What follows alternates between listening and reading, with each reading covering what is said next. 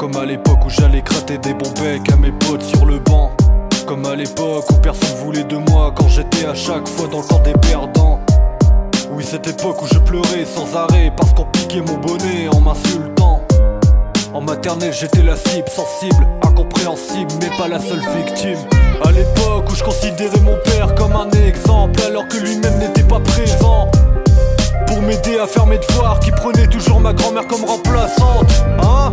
Je voyais la colère dans ses yeux quand je ramenais mon bulletin scolaire avant les vacances. Le stylo rempli d'encre, j'étais le pire des cancres. C'est fini la vie d'avant. C'est fini le temps d'avant. La roue a tourné, le petit est devenu grand. Un peu perdu, j'étais qu'un enfant sans repère avec le regard innocent. Impuissant face au regard des autres, peut-être que je suis différent, mais est-ce de ma faute?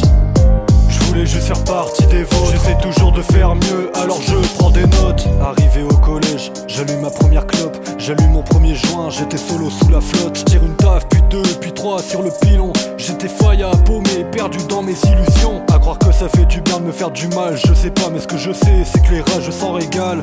J'ai vécu des choses sales, tellement sales, je suis devenu paranoïaque, puis je dévoile mon côté démoniaque. J'en voulais à toute la terre, j'en ai voulu au mien. J'avais des envies suicidaires, je voulais que personne me retienne, putain. Alors je me rallume un joint, je voulais partir loin et ne plus penser à rien. Tu m'étonnes que c'est facile de dire que c'est pas facile d'être un ado au bord des larmes.